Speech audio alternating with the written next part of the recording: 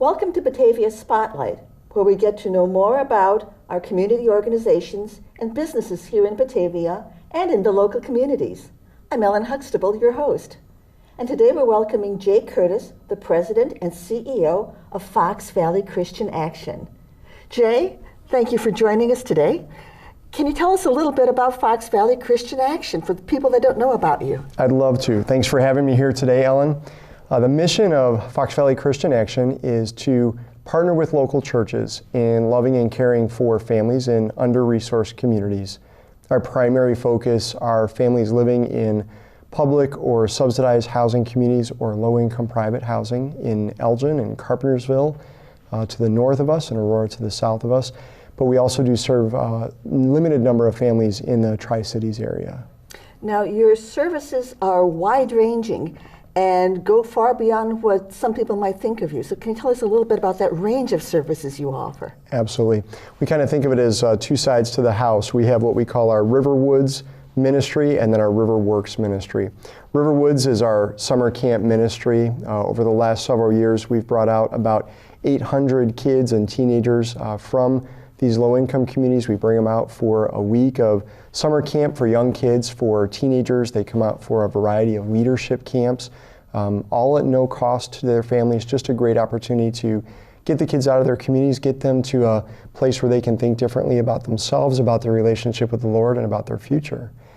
The other side of our ministry is what we call Riverworks. And Riverworks is all about connecting churches of the Fox Valley with families in specific housing communities. The goal being that the relationships and the values and things that are kind of established through that summer camp ministry, that we want to continue those throughout the year through local churches. So we work with local churches to build relationships in the housing communities and then draw the kids or teenagers, families into actually services and ministry programs that are offered by the local community churches. And that's our Riverworks ministry. So now for the families and the individuals that you're helping, who's eligible? How do you pick the individuals or the organizations that you work with as your clients? Great question. Generally, we focus on specific housing communities, many of the public housing or Section 8 subsidized housing, and then some low-income private areas. So tends to be kind of geographically focused. In terms of a specific qualification, kids do have to qualify for our summer camp program. And we use the same criteria that the school system uses. When kids qualify for the free and reduced lunch program at schools, we actually use that exact same program and those same guidelines. So if they qualified for the lunch program, then they'll qualify for us to be served at no cost. And then how are you funding this? How is Riverwoods and Riverworks funded? Yeah, it's through the amazing generosity of just thousands of individuals and businesses, church partners, community organizations. The ministry's been in existence almost 40 years. By God's grace, we have no debt, and it's just all through the provision of so many different people, many who've given generously financial gifts, as well as those who give of their time and talents and professional skills, and a lot of people who have just, offered basic labor to help make it happen. Now, do you receive any federal governmental funding for your programs? We have a very small amount. About 5% of our annual budget comes from 2 different federal grant programs. So the vast majority is coming from people and resources within the communities, within the areas that see the great works that you're doing through your programs. Absolutely, and the vast majority of it coming from people and organizations right here in the Fox Valley. Can you tell us perhaps of somebody that you consider that has benefited from the program, somebody that's a success story from the Riverwoods and Riverworks programs? Yeah, absolutely. There's a young man named Aaron. I had the opportunity to meet Aaron almost 25 years ago in 1988. Aaron had grown up in Aurora. As a young boy, his family moved into a public housing community and really went through some very difficult circumstances, including getting kind of drawn into the gangs, becoming an active gang member by the time he was in his early teenage years. And through our ministry, we were able to give Aaron some alternatives and really draw him out of the gangs. And in 1988, when I met Aaron, he had really made a commitment, committed his whole life and heart to follow Jesus Christ and turn away from the gangs and the negative influences in his community. And I had the opportunity to actually serve on staff with Aaron. That was many years ago. Well, today, Aaron is working full-time. He's a husband and a father. He's got 3 wonderful kids. But in addition to that, he's now started his own ministry working with at-risk youth in Aurora and doing some great work there. So we really feel like that, gift has multiplied in his life. Now, how does the Christian aspects of your ministry feed and support what you're doing? It's obviously a very integral part of Riverwoods and Riverworks. Can you tell us how that enhances and how that serves the communities that you serve? Absolutely. Ellen, the ultimate goal of our ministry is we want to see people's lives being totally transformed by the gospel of Jesus Christ. And we know that there are a lot of things we can do to help support families, to give kids skills and alternatives and things like that. But it's really got to begin with a change of heart. And so our passion always is to see kids and teenagers, moms and dads in our communities really coming into a relationship with Jesus where they're able to really believe different things about themselves and about their future and really seek out God's best in their lives. And that's our passion, is to see that gospel transformation. If people are interested in perhaps volunteering or supporting Riverwoods and Riverworks through other means, how can they do that? How can they contact you and say, here's what I have as my resources and my blessings, and how can I contribute those to help your ministry? Absolutely. Best way to contact us is through our website. That's www.F as in Fox, V as in Valley, ChristianAction.org. Excellent.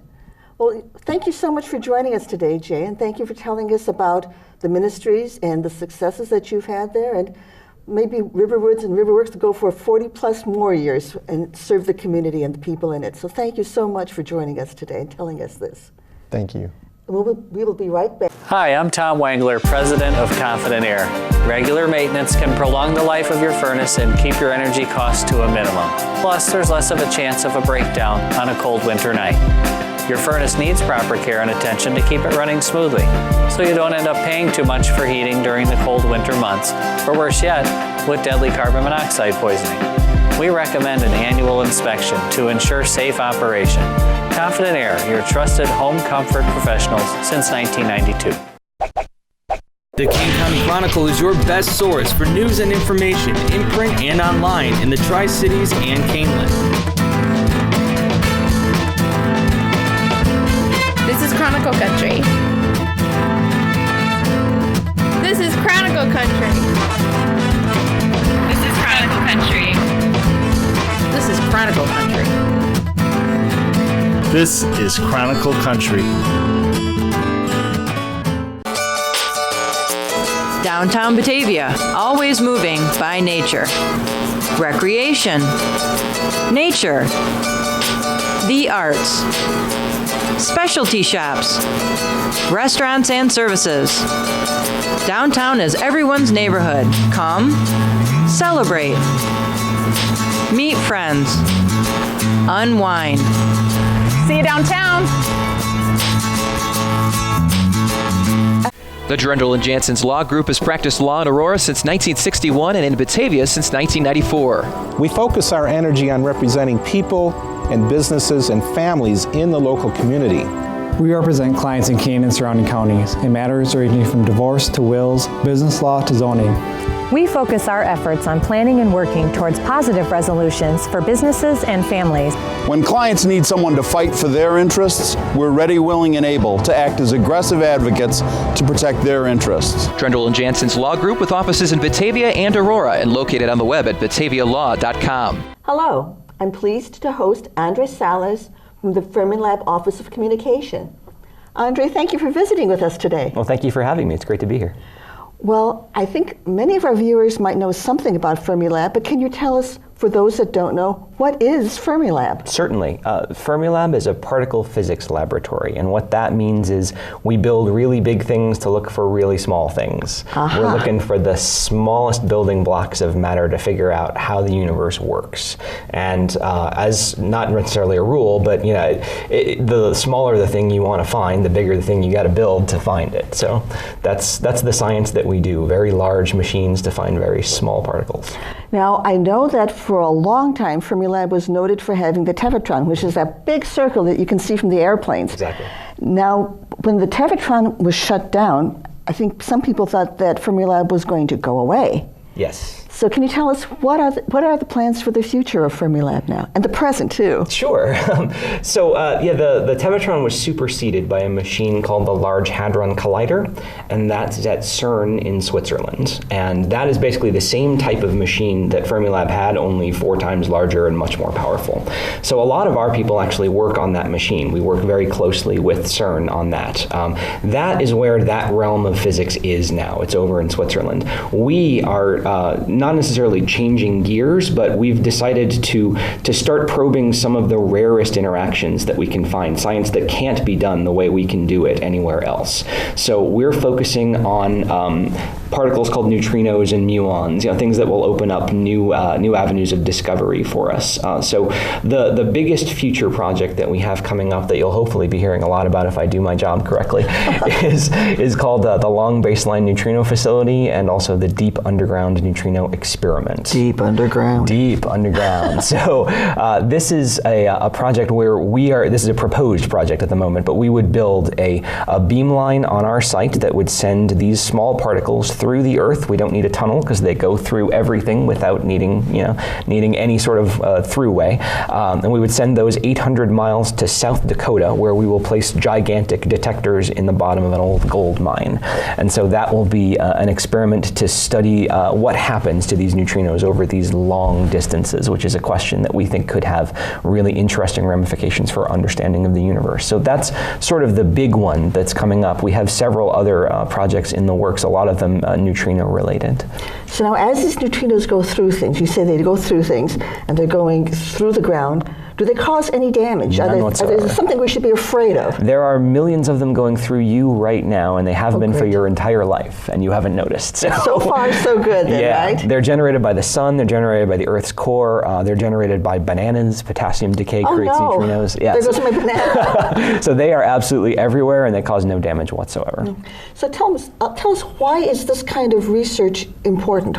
Why are you doing this? That's actually an excellent question that I get a lot about basic research, why it's important to keep funding it. And there are a couple of different reasons. One is the more we know about the universe, the greater our understanding of things, and the greater the possibility we might be able to use that knowledge.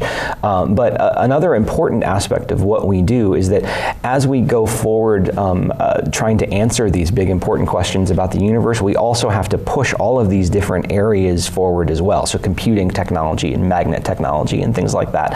And those are the things that end up going on to improve the world. Those are the things that, like if you've ever had a PET scan, that's a proton accelerator. That was developed off the technology that was created for particle physics.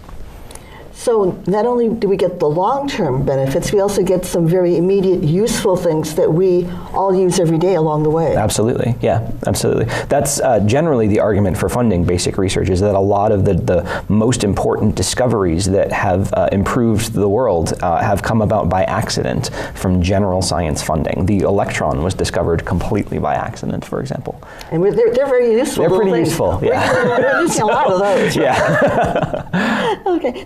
Now, I know that there's some misconceptions floating around out there about Fermilab. Can you give us a couple of them and reassure us that those are misconceptions and not the truth?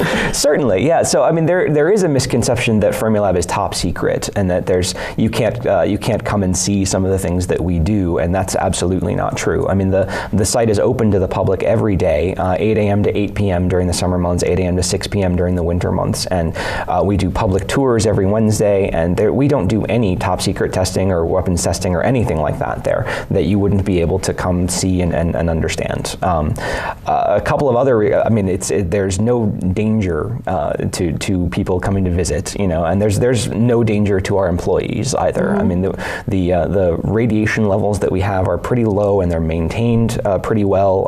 There are people that have been working there for years and have one of those dosimeters that collects, like radiology techs use. Right, and nowhere near any level that would be harmful, even 30 years of working there. So it's all very well contained.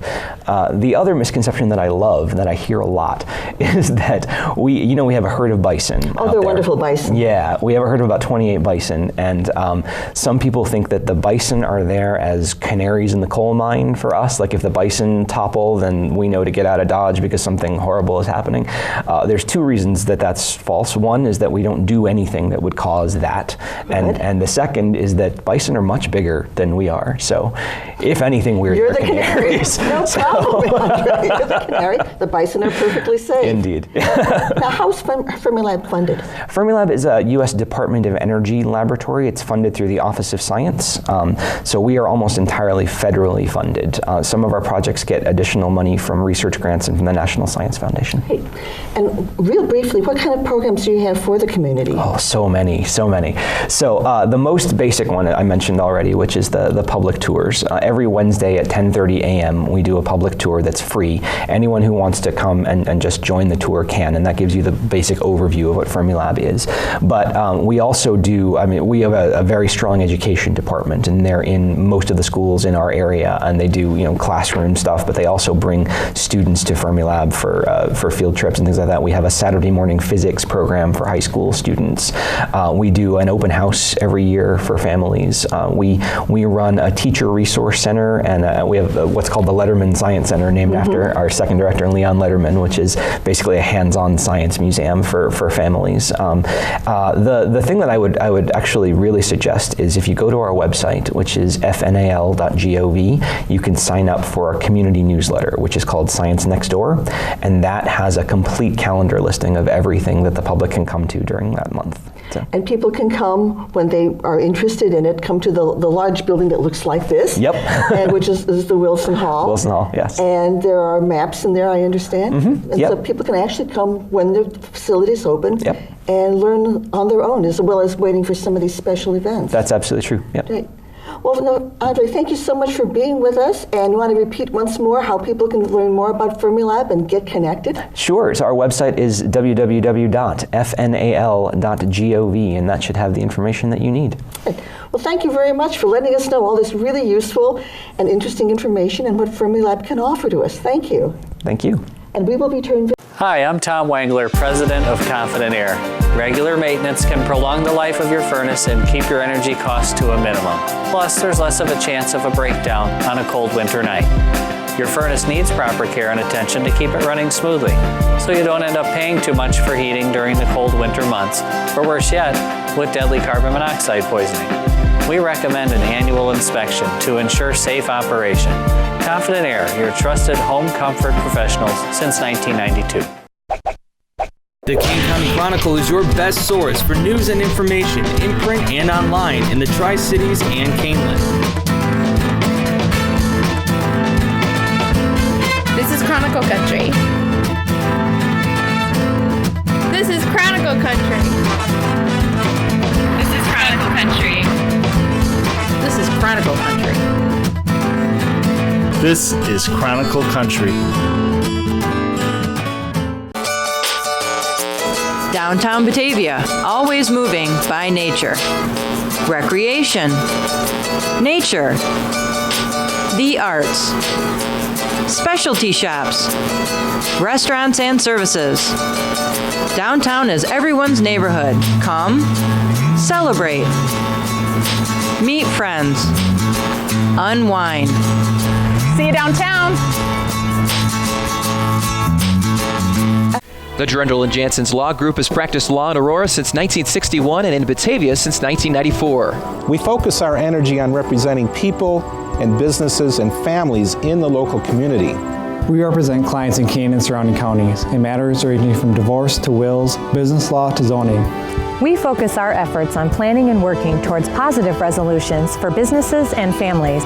When clients need someone to fight for their interests, we're ready, willing, and able to act as aggressive advocates to protect their interests. Drendel and Jansen's Law Group with offices in Batavia and Aurora and located on the web at batavialaw.com. Our next guest is Jerry Needham, the owner of Pro Energy Consultants. Pro Energy Consultants is a business based locally in Geneva. Jerry, welcome. Thank you, Ellen. I appreciate the opportunity to be here today. It's kind of appropriate that Batavia is the city of energy. Mm-hmm. And what can you tell us a little bit? Tell us about your company. What do you do? Well, our company is 6 years old here in the Fox Valley, and my bread and butter business is energy audits. So I work with both homeowners, residential and commercial, doing energy audits. The process takes about 3 hours in the home using thermal imaging and a device called a blower door to kind of help play detective in the home, and that's one of our tools. But I also do indoor air quality testing. I'm a HERS rater, so I test new homes to see how energy efficient they are. And with the energy codes being so strict now in the state of Illinois, I also work with duct leakage testing and other tests that make sure the home is able to be moved into and energy efficient. So what are some of the problems that you see when you look at a home? What are some of the things that current homeowners can be on the alert for? Well, the biggest problem is air leakage. Every home, regardless, up until just in the last couple of years, is really leaky in most cases. And I think it's one of the things that's hard to wrap your mind around, that heat always goes to cold. So in the summertime, the heat's coming from the outside into the house, and in the wintertime, the heat is going out of the house. And so when you open a door in the wintertime, you're not actually allowing the heat to go out, you're allowing the cold to come in. So what can people think about or do to help prevent huge amounts of heat transfer in one direction or the other? Well, the key is air sealing. And this is the part that when I go into a home to do an energy audit and we start talking about your home needs to be air sealed, people really question that because they're not used to hearing the term air sealing. So when you're adding insulation or you're doing any kind of weatherization, one of the key factors is air sealing. And can a home be too sealed? Can it be too tight? Absolutely not. And that's one of the questions that I think is kind of funny, because I was asked that a lot when I first got into this business. And we have a saying that build it tight and ventilate it right. That means that you want your ventilation to be controlled by the homeowner, not coming in through all the cracks in the home, which means it could be coming through dirty insulation in an attic or wherever. So you want it to be tight, but you want to ventilate it at the same time. How does humidity factor into this? Humidity is probably one of the biggest enemies of a home. It's one of those things that a family of 4 can produce gallons of humidity per day. Oh dear. Taking showers. And the number one thing is breathing. Don't breathe. I think we still want to breathe, but the plants and taking showers, washing your hands, all of those things add additional humidity to a home. So you have to make sure that you've got your home set up so you've got exhaust fans, primarily bathroom exhaust fans. And how many of us take a shower or take a bath, and as soon as we walk out of the bathroom, we turn off the switch? Save energy. Wrong. So you need some sort of device, primarily a timer or a humidistat, that will leave that exhaust fan in the bathroom on for a period of time to get all of the humidity out of the house. What kind of tips can you give us for hot weather and for cold weather? What can we do as homeowners? Well, I think for 2 things for summertime, which is just around the corner, and we hope anyway, is that in the evening when the house cools down and you're running your air conditioner, in the mornings, don't open your blinds. Keep your blinds closed, keep your draperies closed, because this will help keep your home cool much longer during the day before it starts to heat up. And another thing is kind of watch your air conditioner. Air conditioners in the U.S. especially, because we live in a country that's, everybody thinks bigger is better, we have oversized air conditioners. And air conditioners are nothing but a huge dehumidifier. So if we don't allow our air conditioners to run long enough, it doesn't take the humidity out of the home. And we can be very comfortable in a house at 75 to 78 degrees if it's not humid. But if it's humid, we're very uncomfortable. So if you've got a big honking air conditioner, it comes on, it cools down your house, thermostat says it's 70 degrees, but all that humidity is still there. Now you're cold and clammy.